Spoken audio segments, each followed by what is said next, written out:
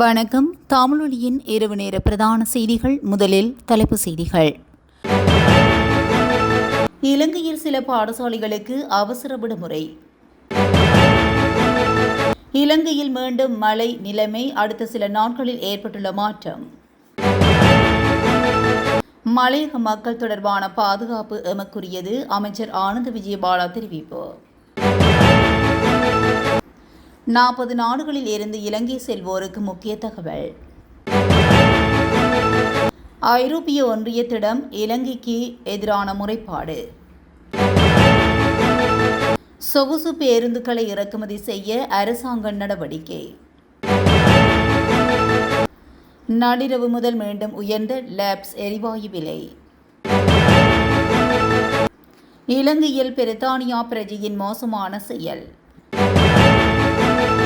$5000 தாண்டிய தனிநபர் வருமானம் தொடர்பான விரிவான செய்திகள். தெனியாய கல்வி வலயத்துக்கு உட்பட்ட 4 பாடசாலைகளுக்கு அவசர விடுமுறை வழங்கப்பட்டுள்ளது. தெனியாய பகுதிகளில் தற்போது பரவி வரும் வைரஸ் காய்ச்சல் காரணமாக இவ்வாறு குறித்த பாடசாலைகளில் தற்காலிகமாக மூடப்பட்டுள்ளதாக தெரிவிக்கப்படுகின்றது. பாடசாலை மாணவர்களிடையே நோய் தொற்று பரவுவதை தடுக்கும் நோக்கில் இந்த முடிவு எடுக்கப்பட்டுள்ளதாக தெனியாய வலய கல்வி பணிப்பாளர் தெரிவித்துள்ளார். இதன்படி தெனியாய தேசிய பாடசாலை, தெனியாய புனித மத்தேயு இருமொழி பாடசாலை, தெனியாய ராஜபக்ச வித்தியாலயம் மற்றும் பல்லேகமவில் உள்ள சித்தார்த்த தொடக்க பாடசாலை ஆகியவற்றின் மாணவர்களுக்கு இன்று மற்றும் நாளை என 2 நாட்களுக்கு விடுமுறை அளிக்கப்பட்டது. தென் மாகாண ஆளுநர் அலுவலகத்தின் அறிவுறுத்தல்களின் அடிப்படையில் இந்த முடிவு எடுக்கப்பட்டுள்ளதாக தெரிவிக்கப்பட்டுள்ளது. இலங்கை மற்றும் அதனை ஒட்டியுள்ள பகுதிகளில் நிலவும் கீழ் வளிமண்டல தளம்பல் நிலை காரணமாக நாட்டில் தற்போது நிலவும் மழை நிலைமை அடுத்த சில நாட்களுக்கு தொடரும் என வளிமண்டலவியல் திணைக்களம் எச்சரிக்கை விடுத்துள்ளது. அதன்படி நாட்டின் பெரும்பாலான பகுதிகளில் இன்று பிற்பகல் 1 மணிக்கு பின்னர் மழை அல்லது இடியுடன் கூடிய மழை பெய்யவுள்ளது. மேல் வடமேற்கு மற்றும் வட மாகாணங்களிலும், திருகோணமலை, காலி மற்றும் மாத்தறை மாவட்டங்களிலும் காலை வேளையிலும் மழை பெய்யக்கூடும் என எதிர்பார்க்கப்படுகிறது. சப்ரமுவ, மத்திய, ஊவா, தென் மற்றும் வடமத்திய மாகாணங்களில் சில இடங்களில் 75 மில்லிமீட்டருக்கும் அதிகமான பலத்த மழை பெய்யக்கூடும். மத்திய சப்ரமுவ மற்றும் ஊவா மாகாணங்களில் சில இடங்களிலும் அதிகாலை வேளையில் பனிமூட்டமான நிலை காணப்படும் என எதிர்பார்க்கப்படுகிறது. இடியுடன் கூடிய மழையின் போது ஏற்படும் தற்காலிக பலத்த காற்று மற்றும் மின்னல் தாக்கங்களினால் ஏற்படக்கூடிய ஆபத்துக்களை குறைத்துக் கொள்ள தேவையான நடவடிக்கைகளை எடுக்குமாறு வளிமண்டலவியல் திணைக்களம் பொதுமக்களை கேட்டுக்கொள்கின்றது. மலையக மக்களின் பாதுகாப்பை உறுதிப்படுத்த வேண்டிய பொறுப்பு எமக்கு உள்ளது.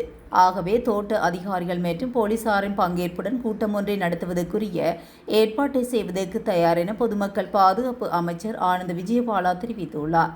இரத்தினபுரி, நீலகாமம், மஸ்கெலியா, மொக்கா தோட்டம், நுவரெலியா, டெல்மா தோட்டம் ஆகிய பகுதிகளில் தோட்ட நிர்வாக தரப்பினரால் தொழிலாளர்கள் மீது நடத்தப்பட்ட தாக்குதல் சம்பவங்கள் தொடர்பில் எதிர்க்கட்சித் தலைவர் சஜித் பிரேமதாச, தமிழ் முற்போக்கு கூட்டணியின் தலைவர் மனோ கணேசன் மற்றும் இதோகாவின் பொதுச் செயலாளர் ஜீவன் தொண்டமான் ஆகியோர் நாடாளுமன்றத்தில் இன்று கருத்துக்களை முன்வைத்தனர்.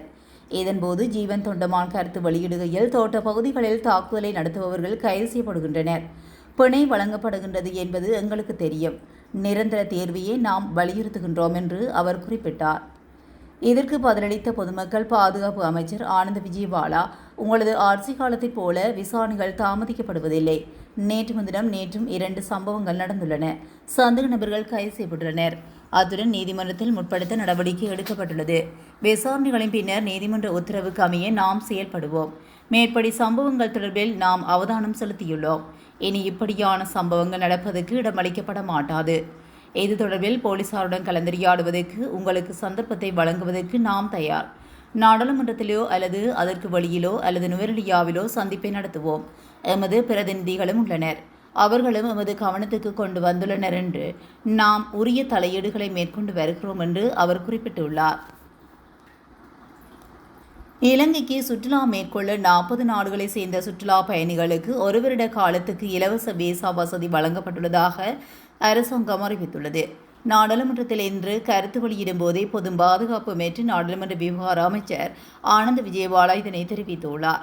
சுற்றுலாத்துறை மேம்படுத்தும் நோக்கில் குடிவரவு மற்றும் குடியகல்வு சட்டத்தில் திருத்தங்கள் மேற்கொள்ளப்படுவதாக அமைச்சர் குறிப்பிட்டுள்ளார்.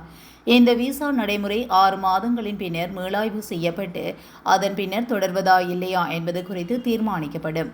தகுதியுள்ள 40 நாடுகளைச் சேர்ந்தவர்களுக்கு 30 நாட்கள் தங்கியிருக்கக்கூடிய சுற்றுலா விசாக்கள் எவ்வித கட்டணமுமின்றி வழங்கப்படும் என அமைச்சர் குறிப்பிட்டுள்ளார். போலந்து அரசாங்கம் இலங்கை மீது ஐரோப்பிய ஒன்றியத்திடம் உத்தியோகபூர்வமாக முறைப்பாடு அளிக்க தயாராகி வருவதாக முன்னாள் அமைச்சர் டெலான் பெரேரா கூறியுள்ளார். கடவுச்சீட்டு விவகாரத்தில் முன்வைக்கப்பட்ட குற்றச்சாட்டுகள் குறித்து கருத்து தெரிவிக்கும் போதே அவர் இதனை கூறியுள்ளார். இதுகுறித்து இன்றைய தினம் இடம்பெற்ற ஊடகவியலாளர் சந்திப்பில் கலந்து கொண்டு கருத்து தெரிவித்த அவர், நாடாளுமன்றத்தில் சபாநாயகரின் செயல்பாடுகள் தற்போது நடுநிலையாக இல்லை. குறிப்பாக மத்திய வங்கியின் பிணைமுறி அவ்விவகாரம் மற்றும் நிதி முறைகேடுகள் குறித்து எதிர்க்கட்சிகள் எழுப்பும் கேள்விகளை திசை திருப்ப சபாநாயகர் முயற்சிக்கின்றார். நிதியமைச்சின் செயலாளர் மற்றும் மத்திய வங்கி ஆளுநர் ஆகியோர் இழைக்கும் தவறுகளுக்கு அரசாங்கம் முழுமையாக பொறுப்பேற்க வேண்டும். இது தொடர்பான முறையான விசாரணைகள் நிறைவடையும் வரை சம்பந்தப்பட்ட அதிகாரிகள் தமது பதவிகளிலிருந்து தற்காலிகமாக விலகியிருக்க வேண்டும்.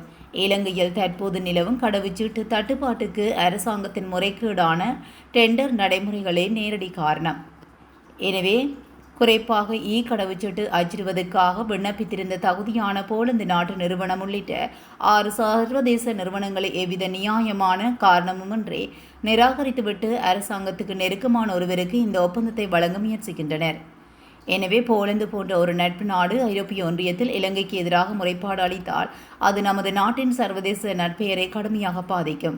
மேலும் இலங்கை உலக அரங்கில் தனிமைப்படுத்தும் நிலைமை உருவாகும் என்று அவர் எச்சரித்துள்ளார். நாட்டின் அதிவேக நெடுஞ்சாலைகள் மற்றும் நெடுந்தூர பொது போக்குவரத்து சேவைகளை மேம்படுத்தும் நோக்கில் 200 சொகுசு பேருந்துகளை இறக்குமதி செய்ய அரசாங்கம் நடவடிக்கை எடுத்துள்ளது.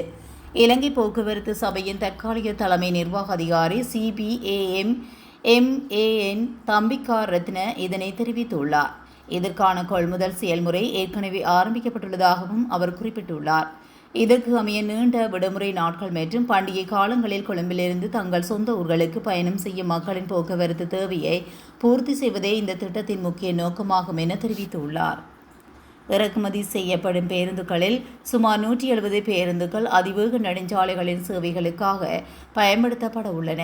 மீதமுள்ள பேருந்துகள் கொழும்பிலிருந்து நாட்டின் தொலைதூர பகுதிகளுக்கான நெடுந்தூர சேவைகளில் ஈடுபடுத்தப்பட உள்ளதாகவும் தெரிவிக்கப்பட்டுள்ளது. இன்று நள்ளிரவு முதல் அமலுக்கு வரும் வகையில் லேப் சமையல் எரிவாயு விலையை அதிகரிப்பதற்கு தீர்மானிக்கப்பட்டுள்ளது.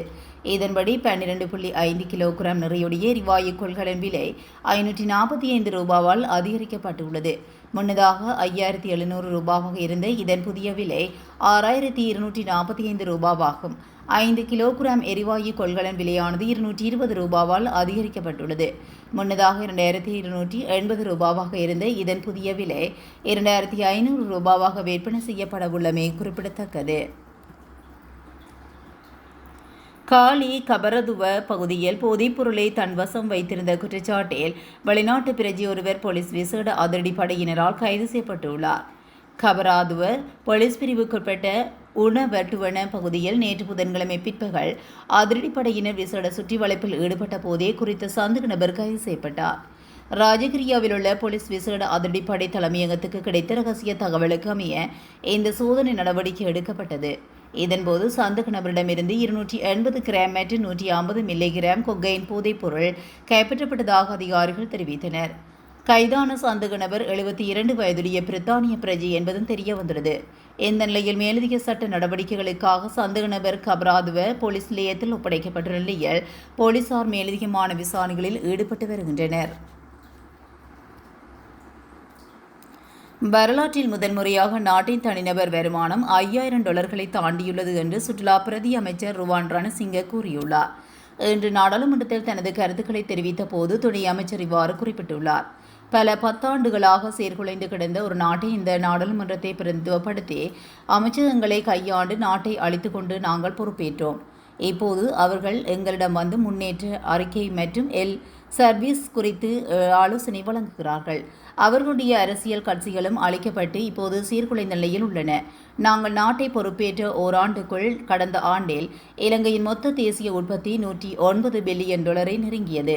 மேலும் வரலாற்றில் முதன்முறையாக நமது நாட்டின் தனிநபர் வருமானம் $5000 தாண்டியுள்ளது. பல ஆண்டுகளாக நீங்கள் அழிந்து கொண்டிருந்த பொருளாதாரத்தை எல் சர்வீஸ் அரசாங்கம் 1.5 ஆண்டுகளுக்குள் மிக சிறப்பாக நிலைப்படுத்தியுள்ளது என்றும் அவர் குறிப்பிட்டுள்ளார்.